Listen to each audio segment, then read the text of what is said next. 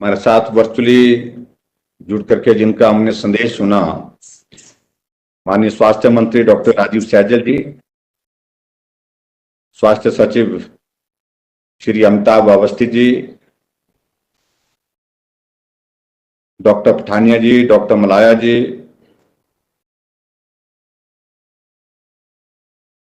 और डॉक्टर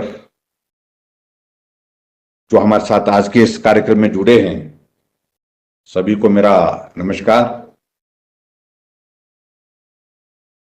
आज national doctors day के इस अवसर पर मैं आप सबको बहुत बहुत बधाई देता हूं और शुभकामनाएं देता हूं। मुझे इस बात को लेकर के प्रसन्नता है कि शायद विश्व का सबसे बड़ा संकट जो हमारे समक्ष था, और उस संकट में बहुत बड़ी मेहनत, बहुत बड़ा परिश्रम सभी डॉक्टर्स को करना पड़ा। उस दृष्टि से सभी डॉक्टर्स ने इस संकट की घड़ी में जो काम किया है, सबसे पहले तो मैं उनको साधुवाद देता हूं। और जिन डॉक्टर्स ने इस कोविड के वायरस के कारण संक्रमित होकर के जो अस्वस्थ हुए, बीमार हुए और उसके बाद स्वस्थ हुए, वह स्वस्थ रहें, ऐसी मैं कामना करता हूं। और शायद मुझे लगता है कि अगर मैं गलत नहीं हूं तो हिमाचल प्रदेश में एक डॉक्टर की दुखद मृत्यु भी कोविड के कारण हुई है। उनके लिए मैं श्रद्धांजलि देता हूं। श्रद्धांजलि देने के साथ साथ मैं उनके परिवार को इस दुख को सहन करने की क्षमता दे, ऐसी भी मैं प्रार्थना करता हूं। आज का दिन उस दृष्टि से सभी डॉक्टर्स के लिए महत्वपूर्ण है, और महत्वपूर्ण इसलिए है क्योंकि आज के दिन डॉक्टर विधान चंद्र रॉय, जो एक शिक्षाविद भी थे, स्वतंत्रता सेनानी भी थे, और वेस्ट बंगाल के दूसरे मुख्यमंत्री के नाते, जैसे डॉक्टर राजीव सैजल जी भी कह रहे थे, उनका जन्मदिन भी आज है। और उनके जन्मदिन पर हम इस नेशनल डॉक्टर डे का आयोजन करते हैं। और जो मुझे जानकारी मिली कि आज के ही दिन उनका देहांत भी हुआ था। भारत रत्न के रूप में उनको सम्मानित भी किया गया। और एक डॉक्टर के नाते, एक चिकित्सक के नाते उनकी एक विशेष एक छवि थी, उनका एक योगदान था, उसको भी हम स्मरण करते हैं। मुझे लगता है कि आज तक के इतिहास में सबसे कठिन दौर में से अगर डॉक्टर गुजरे तो ये दौर मुझे लगता है कि ये कोविड का था। पिछले लगभग 1.5 वर्ष से ज्यादा का वक्त सभी डॉक्टर्स के लिए, डॉक्टर के साथ पैरामेडिकल स्टाफ, जो हमारे कोरोना वॉरियर जिनको हम कहते हैं, उन सब के लिए बहुत बड़ा एक संकट भी था, एक जटिल और कठिन परिस्थिति भी उनके लिए थी। और ऐसी परिस्थिति में मैं सभी डॉक्टर्स को साधुवाद देना चाहूंगा कि सभी डॉक्टर्स ने बहुत जोश और जुनून के साथ, लगन के साथ काम किया, और सबका एक ही मात्र लक्ष्य था कि हम कोविड से संक्रमित उस व्यक्ति की सेवा कर सकें, उसका इलाज कर सकें, उसके जीवन को बचा सकें। उस दृष्टि से सभी डॉक्टर्स ने काम किया, मेहनत की। और मैं इस बात से भी सहमत हूं, डॉक्टर राजीव सैजल जी ने जो बात कही कि बड़ी संख्या में डॉक्टर भी संक्रमित हुए। स्वाभाविक रूप से जब ये वायरस का दौर आया तो उस वक्त हमको ऐसा लग ही रहा था कि स्थिति आ सकती है, और ये स्थिति आई भी। मैंने उस दौरान कई डॉक्टर से जो संक्रमित हुए उनसे भी बातचीत की, लेकिन सब लोगों ने बहुत हिम्मत के साथ, जोश के साथ जो है वो सामना किया, और अंततः जो है उस वायरस के उस पीड़ा के उस दौर में से बाहर भी निकले। चाहे जो मर्जी हो, उस संकट में बहुत सारी परिस्थितियां हमारे सामने रही, कठिनाइयां बहुत ज्यादा रही, लेकिन फिर भी उसके बावजूद डॉक्टर्स ने बहुत बेहतरीन काम जो किया जा सकता था, जो संभव था, उस काम को करने की उन्होंने कोशिश की। और मैं इस बात को मैं कह सकता हूं कि बहुत सारे लोगों ने बहुत सारी अलग अलग तरह की प्रतिक्रियाएं भी दी, लेकिन डॉक्टर्स ने बहुत संयम और सब्र के साथ एक ही लक्ष्य रखा कि हमको इन बातों में नहीं जाना है। अच्छा बोले बुरा बोले वो हमारे लिए महत्व का विषय नहीं है। हमारे लिए महत्व का विषय है जो इस वक्त जो संक्रमित पेशेंट जो कोविड के कारण हॉस्पिटल में एडमिट है या होम आइसोलेशन में है, जिसके इलाज के लिए हमें कहा गया है, जिसका इलाज हमको करना है, जिसका जीवन संकट में है, उसके जीवन को हमको बचाना है, वही लक्ष्य उन्होंने अपने सामने रखा। उस लक्ष्य को हासिल करने के लिए उन्होंने काम किया।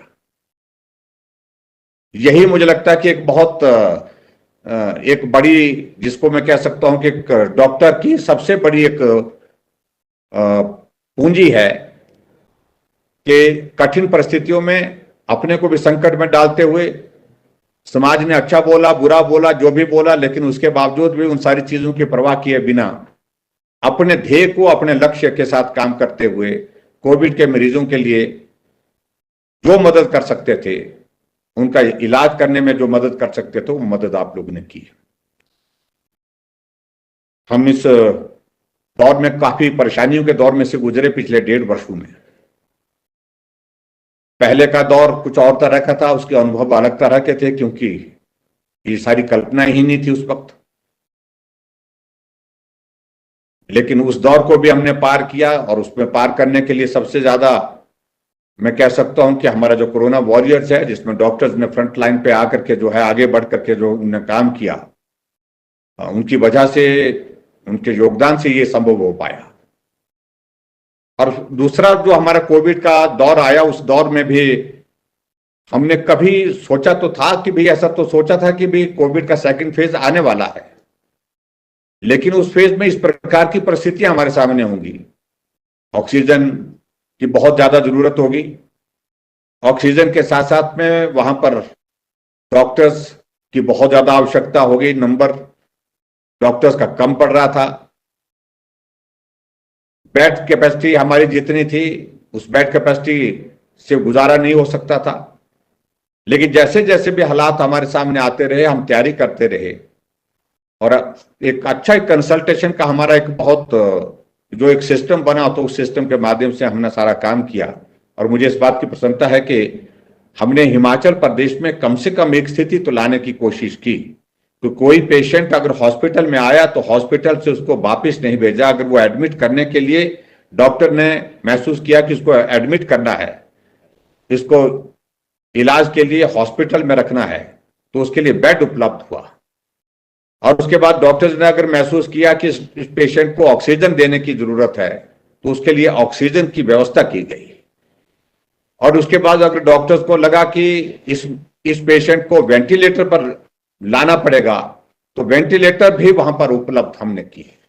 ये मुझे लगता है कि एक बहुत बड़ी हमने एक जिसको सफलता, बाकी राज्यों की अगर हम बात कहें, मुझे किसी राज्य का नाम नहीं लेना है, लेकिन ऐसी परिस्थिति आई, वेंटिलेटर नहीं था, ऑक्सीजन नहीं थे, और यह भी स्थिति थी कि बेड नहीं थे। तो ऐसी परिस्थिति में हमको जो एक दौर आया, तो उस दौर में हमने निश्चित रूप से बेहतर काम करने की कोशिश की। उसके लिए मैं सारी टीम को बधाई देता हूं, स्वास्थ्य मंत्री जी को बधाई देता हूं, और स्वास्थ्य मंत्री के साथ साथ में स्वास्थ्य सचिव और उसके बाद उस टीम के जितने भी सदस्य थे, उन सब लोगों ने बहुत बेहतरीन ढंग से काम किया। अब डॉक्टर मलाया जी जिस प्रकार से कह रहे थे कि अब आशंका जिसकी बताई जाती है कि अब थर्ड वेव की संभावना भी लग रही है, स्वाभाविक रूप से इस बात से भी हमको मान के जब कहा जा रहा है, जब ये थोड़ा जो स्टडीज जिस तरह से आ रहे हैं, रिसर्च जिस तरह से आ रही है, उसके आधार पर यह लग रहा है कि थर्ड वेव पॉसिबल है, तो हमें उसकी तैयारी भी करनी है। और इसके लिए मुझे लगता है कि सेकंड वेव हमारे लिए बहुत जो बहुत पीड़ा का विषय बना, बहुत परेशानी का भी सबब बना, उससे बहुत कुछ सीखने का भी हमारे लिए है। थर्ड वेव अगर आती है तो उस सूरत में हमको ये तैयारी आज से ही करनी होगी कि हमारे लिए आवश्यक क्या क्या चीजें करने की होंगी। ऑक्सीजन में हमने बहुत बेहतर काम किया, 8 पीएसए प्लांट हमारे फंक्शनल हो गए, अलग अलग 28 के लगभग जो बताया जा रहा है कि भाई और हमारे हिमाचल प्रदेश में पीएसए प्लांट्स लगेंगे। ऑक्सीजन की कमी तो मुझे लगता है कि आने वाले समय में अब कई दशकों के लिए दूर हो जाएगी। और उसी तरह से बेड कैपेसिटी की अगर हम बात करें तो बेड कैपेसिटी भी हमने हिमाचल प्रदेश में लगभग 1200 से जाकर के बढ़ा करके 5000 तक पहुंचाई है। लेकिन इन दिनों मुझे इस बात को लेकर के भी प्रसन्नता है कि हिमाचल प्रदेश में और पूरे देश भर में कोविड के मामलों में तेजी से गिरावट भी आई है और हिमाचल प्रदेश में लगभग 1600 के लगभग हमारे कोविड के एक्टिव केसेस रह गए हैं। हमारे मेजर हॉस्पिटल मेडिकल कॉलेज जो है वो अब जनरल ओपीडी के खुलने के साथ साथ में वो बाकी पेशेंट का भी अब ट्रीटमेंट करने के लिए उपलब्ध हैं। लेकिन फिर भी उसके बावजूद हमको ये मान के चलना चाहिए कि आने वाले समय में अगर थर्ड वेव आती है तो उसकी तैयारियां आज से हम करें। जैसे सेकंड वेव में हमको कठिनाई हुई कि ऑक्सीजन की इतनी जरूरत होगी ऐसी कल्पना नहीं थी और हमको वो सारे वो सिलेंडर का अरेंजमेंट करना पड़ा। डी टाइप सिलेंडर हमारे पास लगभग 2000 के करीब 2021-2200 के लगभग हमारे पास थे। आज हमारे पास वो नंबर हमारे पास 7000 से ज्यादा है। और ऐसी सूरत में आने वाले समय में भी अगर इस तरह की आवश्यकता पड़ती है तो मुझे लगता है कि ऑक्सीजन की तो दिक्कत नहीं आएगी। लेकिन उसके बावजूद जो चीजें जो कहा जा रहा है कि बच्चों में इसका प्रभाव ज्यादा होगा, तो बच्चों में इसका प्रभाव ज्यादा होगा तो हमको सुनिश्चित करना होगा कि बच्चों के लिए कौन कौन चीजों की जरूरत पड़ेगी ट्रीटमेंट के लिए। क्योंकि अभी की इस दौर में जो है वो परिस्थितियां अलग थी और अगले दौर की परिस्थितियां अलग हो सकती है, इसलिए वो सारी चीजों की आपको तैयारी करने की आवश्यकता है। हम इस बात को भी देख रहे हैं कि हमारे लिए हिमाचल प्रदेश में थोड़ा ये संतोष का विषय है कि डेल्टा प्लस की अभी तक जो है वो हमको खबर नहीं मिली। अभी तक कोई भी केस मुझे लगता है कि हिमाचल प्रदेश में डेल्टा प्लस का नहीं आया है, जो थोड़ा चिंता का विषय हम सब लोगों के लिए पूरे देश भर में बना हुआ है। तो उस चिंता के हिसाब से हमको भी आने वाले समय में अगर कहीं आ गया तो उसके लिए हमको किस प्रकार से तैयारी करनी है सारी सिचुएशन को उस वक्त की हैंडल करने के लिए, तो मुझे लगता है कि उन चीजों को लेकर के आगे बढ़ करके काम करने की जरूरत होगी। तो मैं आज के इस कार्यक्रम में सभी डॉक्टर्स को जिन्होंने बहुत बेहतरीन काम किया उनको बहुत बधाई देता हूं, साधुवाद देता हूं। अपने जीवन को संकट में डाल करके आप लोगों ने काम किया और मैं इस बात को कह सकता हूं ये बहुत लंबे समय तक इतिहास का हिस्सा रहेगा जब दुनिया की सबसे बड़ी त्रासदी के दौर में से पूरा विश्व गुजर रहा था, देश गुजर रहा था, हमारा प्रदेश गुजर रहा था। कौन लोग थे जो उस वक्त जो है वो लोगों के लिए जो है वो इस प्रकार से मदद कर रहे थे। यानी कि मेरा कहने का मतलब कि जो हमारे कोरोना वॉरियर्स के नाते जो डॉक्टर्स कौन थे, जिन जिन लोगों ने काम किया, तो ये मुझे लगता है कि आने वाले समय जनरेशन तक ये सारी चीजें याद रहेंगी और आप लोग भी इस अनुभव को साझा करते रहेंगे अपनी जनरेशन के साथ।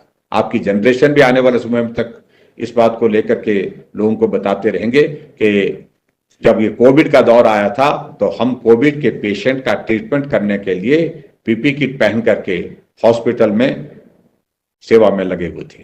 तो ये मुझे लगता है कि एक बहुत लंबे उत्साह देता है स्वाभाविक रूप से एक आपको अपनी बात को कहने का। तो इसलिए मैं आज के इस अवसर पर बहुत लंबी बात नहीं कहते हुए आप सबको बहुत बहुत शुभकामनाएं देता हूं डॉक्टर्स डे पर। और आप इसी प्रकार से इस पुण्य के कार्य में, सेवा के कार्य में जुड़ करके लगन और मेहनत के साथ काम करते रहेंगे, ऐसा मुझे पूरा विश्वास है। और हिमाचल प्रदेश में हमने हेल्थ सेक्टर में बहुत सारी चीजें की हैं, बहुत सारी चीजें करने का आने वाले समय में हमारे प्लान्स हैं। उनके लिए उसके लिए हम सब लोग मिलकर के सलाह करते हुए, बात करते हुए आगे बढ़ेंगे। और एक बार फिर से आज के इस अवसर पर आप सबको बहुत बहुत बधाई, बहुत बहुत शुभकामनाएं। धन्यवाद, नमस्कार।